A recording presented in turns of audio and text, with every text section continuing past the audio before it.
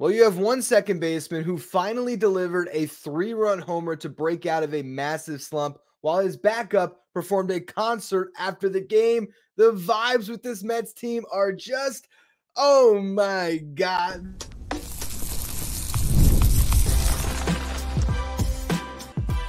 You are Locked On Mets, your daily New York Mets podcast. Part of the Locked On Podcast Network, your team every day. Hello to all you amazing Mets fans. You're watching Locked On Mets, part of the Locked On Podcast Network, your team every day. I'm your host, Ryan Finkelstein. Want to find any of my work? Follow me on X at Finkelstein Ryan. You can also find some of my writing at justbaseball.com, where I work as the managing editor. So who would have thought, if you go back a month from now, on May 29th, which was that the game? That might have been the game. That might have been the day where Jorge Lopez threw his glove into the stands, that a month later, the New York Mets would be back over 500, and that Jose Iglesias would, one, be on the team, and two, would be performing his hit new single, Oh My God, OMG, on the field to adoring fans at Citi Field before a fireworks show, and all of his teammates would be, charging out over to him to greet him as he's performing this song, all celebrating, all enjoying the moment as the New York Mets continue to be the hottest team in Major League Baseball. There is not a single person on the planet that could have predicted all of this. But here we are. And Jose Iglesias was the story of the day because his song officially debuted. I don't know about you guys. I have been listening to this song nonstop. I can't get it out of my head. It is the song of the summer for the New York Mets. And this is the only franchise in sports where this all could have happened. I'm sorry, the New York Mets are the most interesting team in baseball, if not sports. And yeah, their downs can be pretty low. But when the New York Mets are riding high, I don't even know how to describe the feeling. It's just insane what has transpired over this past month. And this felt like sort of a culmination of it, as this team is now over 500 and everybody contributing to a team victory on Friday night. The biggest one is Jeff McNeil. I mean, Jeff McNeil, the guy who has struggled more than anyone, has a 3-hit game. Well, the first one was a pop-up that somehow fell on the infield. And maybe that was just the baseball gods giving one back to Jeff, and it got his night rolling. The entire game, ultimately, in my opinion, the lasting moment is that at bat by Jeff McNeil that broke the game open.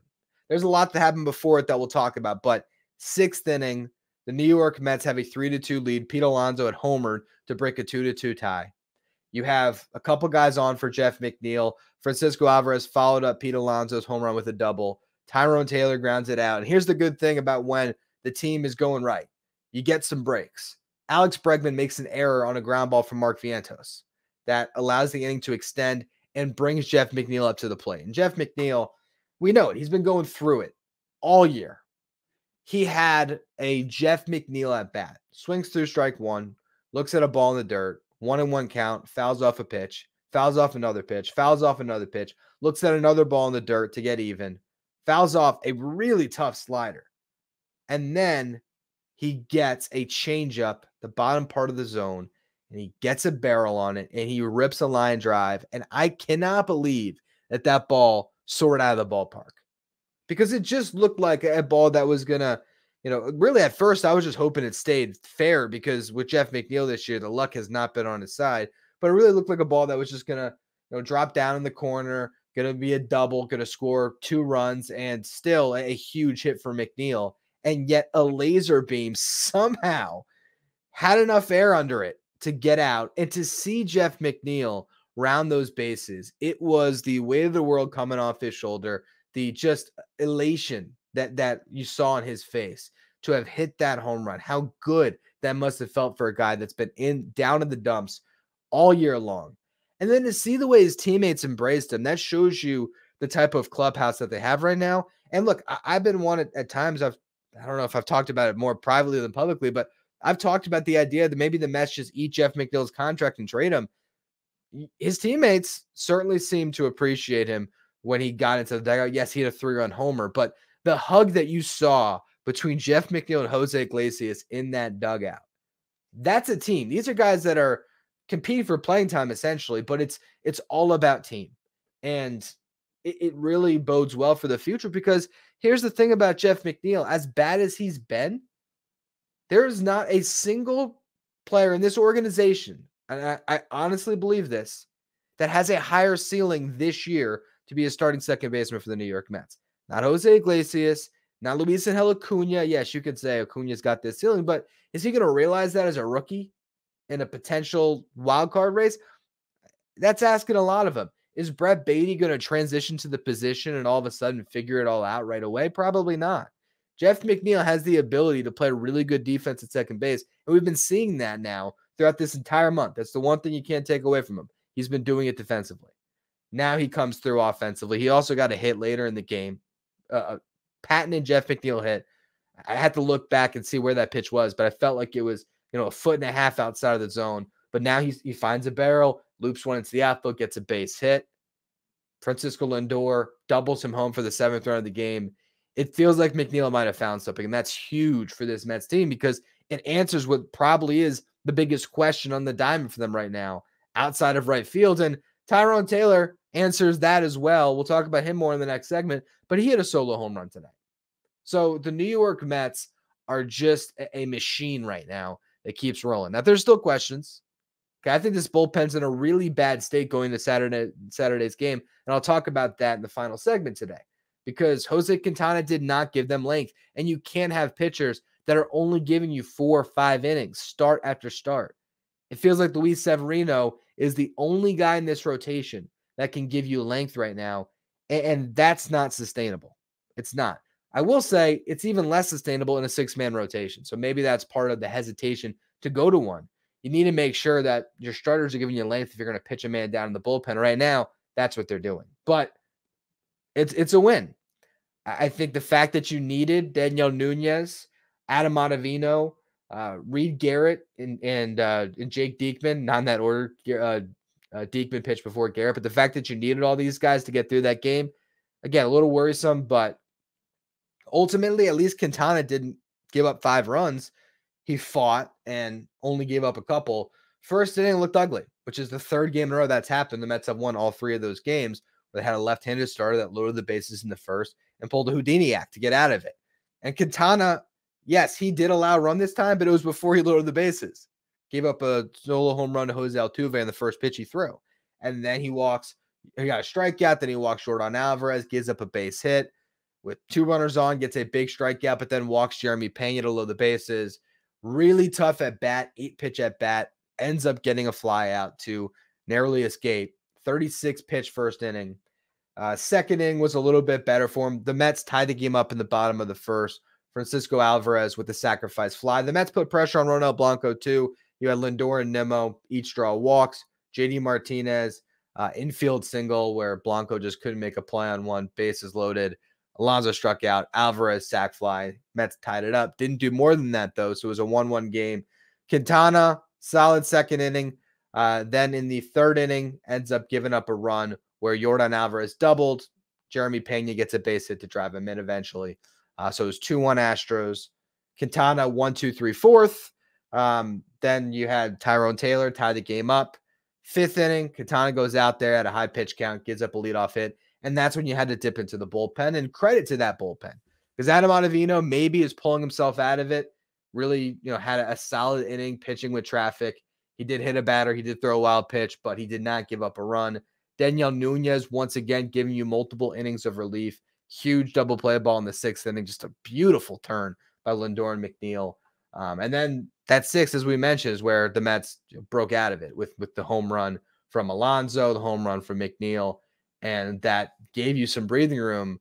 But I think it says a lot that even in that moment, the New York Mets decided to still, despite the lead, continue to go to the arms that they're going to need, the arms that they trust, to have to get another inning from Nunez, to have to go to Diekman and Garrett, even though you had a 5-run lead by the time you got to the 9th.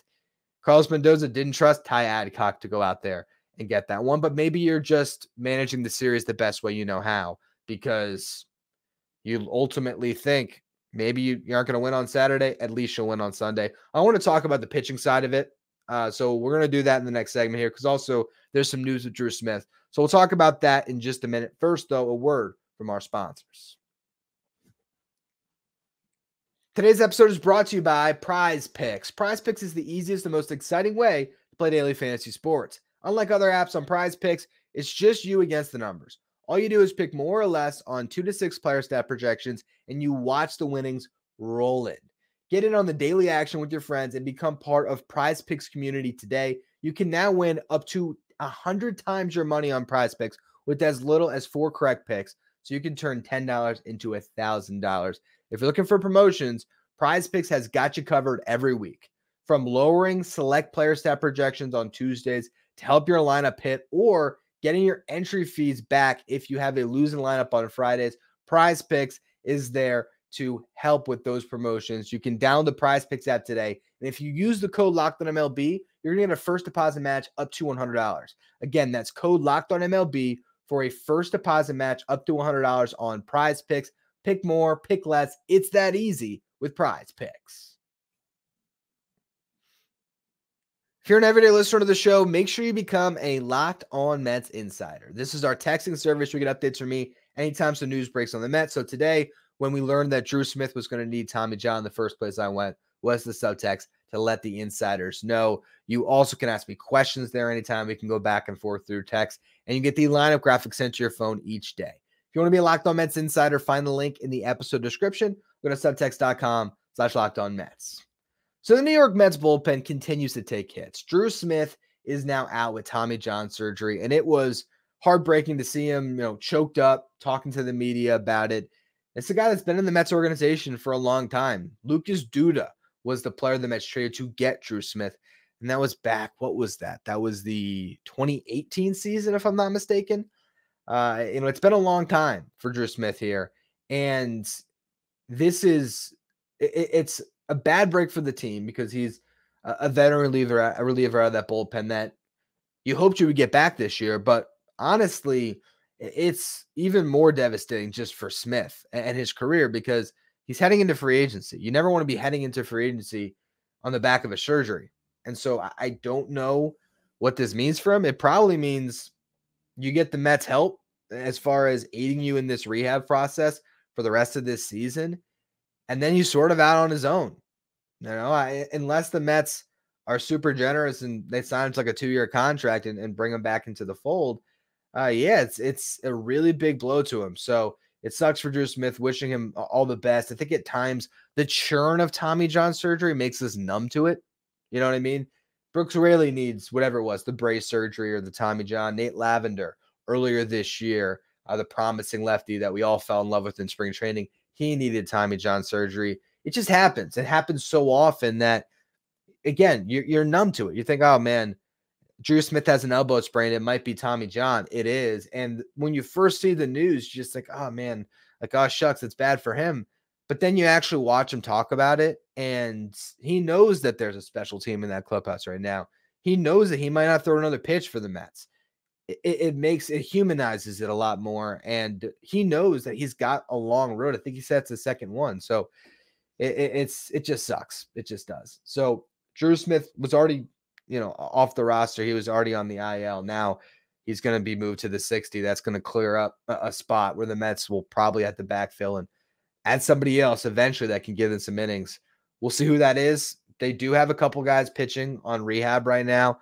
Bryce Montes de Oca, who is the flame-throwing prospect who had Tommy John surgery. He's in Double-A, had a good inning tonight. Needed just 7 pitches. This is according to Mike Mayer on Twitter. Follow Mike. He does great stuff with Mets Mirage. And in a couple tweets, he was talking about the bullpen because you had de Oca, who gave you that scoreless perfect inning in Double-A on 7 pitches. And in Port St. Lucie, Shintaro Fujinami, 6 pitches, Mayer said, in a perfect inning and touch 99. All of his pitches were strikes, which is huge for Fujinami because he was all over the place when he was, I guess, maybe hurting at the beginning of the season or whatever it was. Now we'll see because Fujinami, the guy can throw over 100 miles per hour. Same thing if Montes de Oca is back to what he was pre-surgery. These are guys that could, in August, you might look up and they might be pitching big innings for the Mets. So good development there. But in the interim, you're short a man because of Diaz. Luckily, he's now served 3 of the 10 games. So one more week here and you get Edwin Diaz back. In the meantime, though, you look at this upcoming game, Adrian Hauser is not going to be able to go. I doubt it. What was that? That was Wednesday that he gave you the bulk relief. So 2 days off, probably not enough time to get him fresh and able to go. You have Daniel Nunez, who threw 31 pitches tonight. So he's probably checked off.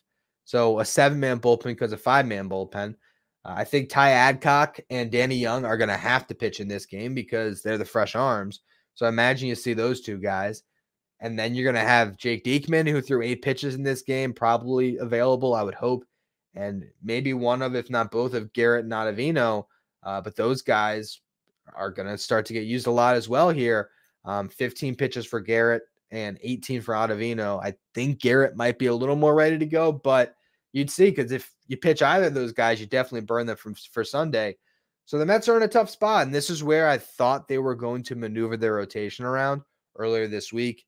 Option Tyler McGill, get an extra arm in their bullpen, allow David Peterson to start on Sunday, or even option David Peterson at their start on Tuesday and have an extra arm. They chose not to do that. I think they want to stick with this 5-man rotation that they currently have, but you might need David Peterson out of the bullpen depending on what happens with Tyler McGill. You know, if Tyler McGill goes really short, maybe Peterson can pitch out of the bullpen on 3 days rest. I don't think that would be outside of the realm of possibility. If you just need an arm, sometimes you're going to have to go to that. I would think he might get ready for this game just in case. Typically, some guys do throw on this day, their 3rd day. So we'll see. We'll see what's going to happen there. But the Mets need length out of Tyler McGill. It's not something he's done this year. And this is an opportunity to do it. This is an opportunity to show up and prove yourself. And hopefully, for his sake, hang on to a roster spot for some time.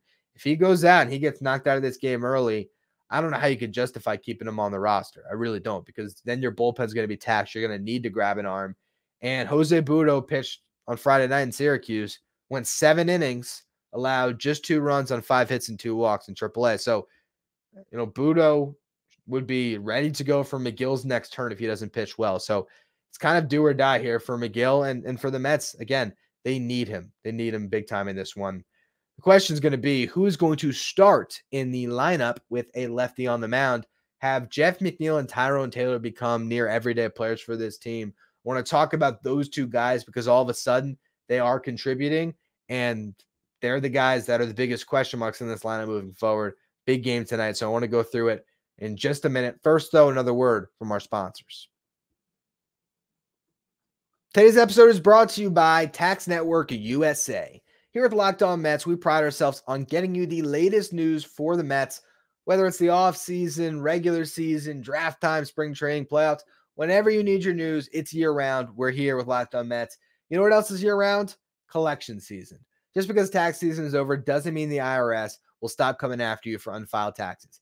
The IRS can garnish your wages, they can levy your bank accounts, and even seize your property. Don't let the IRS target you. Let the licensed professionals and tax experts at Tax Network USA go to bat for you. With over 14 years of experience and an A+ rating by the Better Business Bureau, Tax Network USA has saved their clients over $1 billion in tax debt. Whether you owe taxes, have complicated matters that require tax planning, or finally hit that parlay this season and need help correctly filing, call 1-800-549-1000 or visit tnusa.com/lockedon. You can also just see the link in the episode description below. To stay up to date with all the latest in the world of sports, make sure you check out Locked On Sports Today, streaming 24/7 on YouTube. Now, the Framber Valdez on the mound, who is going to start for the Mets? I have a sneaking suspicion that we might see Jeff McNeil in right field for this game. I believe they'd want to get Iglesias' bat in the lineup against the lefty, so I think he should start at second. But Tyrone Taylor, even though he's right-handed, I've talked about these splits before, he's been terrible against left-handed pitching this year. You could go to Ben Gamel, the newcomer from Syracuse, but Jeff McNeil had a huge game. I think you want to get him back into the lineup and give him that vote of confidence. So maybe you start Jeff McNeil in right for this one. And who knows, maybe moving forward, if Jeff McNeil starts hitting, that could be the solution that this Mets team goes to. Maybe that's how you get around Even the bullpen issues. Maybe you just decide, you know what? Let's option somebody down and let's grab an extra arm during this time. I mean, that wouldn't be outside the realm of possibility, but overall, you look at what works for this team. What can you bank on? And we've been talking about this lineup. The fact that you have a top 5 now of Lindor, Nimmo, JD Martinez, Pete Alonso, and Francisco Alvarez, as high as he is, that is so huge for everybody else. It takes the pressure off of Jeff McNeil, off of Tyrone Taylor. And Tyrone Taylor's been delivering in 3 games starting for Starling Marte in that 6th spot in the lineup. In these 3 games, 5 RBIs, 2 home runs, has a hit in each game. He's been great for this Mets team, and he is your best defensive outfielder in right. There's really the best 2 on this team defensively in right field, and that's even when Marte is healthy. It's Tyrone Taylor, and then it's probably Jeff McNeil. Those are the best guys. Marte does give you an advantage with his arm. That does give you something out there, even when the metrics don't like him, because, I mean, probably he's just been nursing the knee, but man, he has just been bad coming in on balls. You see the difference when Taylor's out there and right. It does give you a big lift, and I think the Mets are smart right now to lean into that. You know, DJ Stewart, Ben Gamel, they're not going to give you much defensively and right. They might be a slight upgrade from Taylor at times, but we don't know when Tyrone Taylor gets a consistent playing time. He might just be the best option for this team all the way around. You know, who's the guy that got the most big league time over the last couple of years? Is it Ben Gamel? Is it DJ Stewart? Or no, it is Tyrone Taylor. Tyrone Taylor has consistently been on big league rosters, and he's produced. He doesn't have the best overall numbers. You look at, you know, the batting average for his career. He's a 239 hitter. You look at the on-base percentage for his career, 293. Look at the WRC plus that measures hitters on a league average of 100. He's got a WRC plus of 99 for his career. Not the best. Yet you look at the last 3 seasons, he has been worth at least 1 win each year for the Brewers coming into this year. So there is value there, and he's hit 10 or more home runs in all 3 of those seasons. He's got 4 now. So Taylor does have pop in his bat. He gives you a really good defender in right, and I think most games he should be out there. Honestly, against right-handed pitching, he should be out there. And maybe McNeil's the guy against left-handed pitching. If he can keep hitting. It's 1 game. I don't want to read too much into it. But Jeff McNeil after the game was talking to the media like a guy that had figured something out. Feels like he found a swing. He has been hitting the ball harder, even though hasn't always resulted in hits. But you're starting to see Jeff McNeil grinding at bats the way he typically does, where he can take a guy to a 9-pitch at bat and then loop that hit in there, find a hole in the infield. In some rare occurrences, he can hit a home run. If you saw what he did last year, which was a bad season, not horrible, but not Jeff McNeil at the all-star level he's played at the past. You look at the month by month. In April last year, he had an 859 OPS. He was good. May, that dropped to 621. June, 550. July, 619. August, his OPS jumped all the way up to 771. He hit 308. And then in September, he had an 856 OPS. Now, obviously, we all watched the Mets last year. Those were months that did not matter. They were out of the race. And you can say, only reason why I started to hit. But I've seen Jeff McNeil hit on good teams before. 2022, Jeff McNeil had a career year. He was a 6-win player almost. Really good. So if this guy is due to revert closer to the mean, you could get a very hot hitter throughout the rest of this season. And I think what the Mets have done up to this point is they have continued to try to pour confidence into McNeil. And he credited some people after the game. He credited Carlos Beltran. I struggled there. You guys heard it. He credited Carlos Beltran. He credited JD Martinez and the Mets hitting coaches. And man, JD Martinez is like a player coach. He's like a guy in the 80s or the 90s in the NBA that is your backup center and your also your coach. But the difference is, I guess, for JD Martinez, it's almost like he's the starter and he's a coach. What he has done for this team, I don't even know if there's ever going to be a way we can quantify it, because it's not just what the numbers tell you with what he's doing batting third. That's great. But the fact is they didn't have him early in the season. They went on a little bit of a run. But then he has to come in. He's meeting everybody. He's got to acclimate himself. He's got to get himself right. And Carlos Mendoza said today it took a little bit. I can't remember. I think he was on some podcast that I saw the quote reach social media. But he said it took him a couple weeks to really get acclimated and start to be vocal in hitters meetings. But now he is. And you're seeing what the wealth of knowledge he brings to the table can do for your ball club. Because all of a sudden, how much has he been a key instrumental figure in Mark Vientos enjoying the breakout that he has? You know, he has also, I think, credited Martinez at times for being a voice in his ear. How much has he helped a guy like Brandon Nimmo or a Pete Alonso? We will never really know what's happening behind closed doors, but there's value that he's bringing. And Jeff McNeil specifically pointed him out. You know, Jeff McNeil has been a good player in the big leagues. I said it earlier in the show. The best possible second baseman the Mets have in the year 2024 is Jeff McNeil, because he's the guy with the track record. He's the guy that has the all-star appearances. He's the guy that can hit over 300 for stretches. And if the New York Mets over, let's just say, the final 3 months, July, August, September, get a 300 Jeff McNeil playing great defense at second base, and you still have the top 5 in your lineup. You still have Mark Vientos batting 7th, giving you that jolt at the end of the lineup. You have Harrison Bader playing great defense, coming through with clutch hits. Whether it's Starling Marte or Tyrone Taylor, whoever it is in right, the Mets have a lineup that can really do it for you top to bottom, 1 through 9. Jeff McNeil, hopefully this is the start of something. If it's not, yeah, the Mets got options here, but they clearly have not wanted to give up on him when you could have. I mean, you could have given up on him 5-10 times over. You know, they gave him that respite where there was all the left-handed pitchers. So, all right, get your head right. Jose Iglesias played great. They could have just continued to feed Iglesias playing time, and they haven't. That shows that they still want to see Jeff McNeil be the starting second baseman of this team. And maybe on the night that OMG was performed live in front of fans at Citi Field in this crazy multiverse that we're all living in right now, maybe it was on June 29th. Excuse me, June 28th. Yeah, I'm recording this past midnight.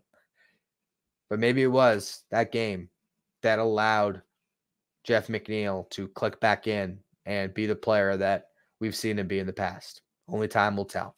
Appreciate all of you for tuning into the show today.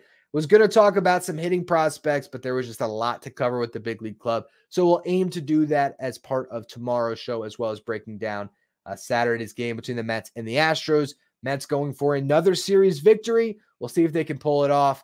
And as always, I appreciate all of you who subscribe if you're watching on YouTube. If you're listening on the audio side, follow, rate, and review wherever you get your podcast. If you want to follow me on X, you can do so at Finkelstein Ryan. Follow the show at Locked On Mets.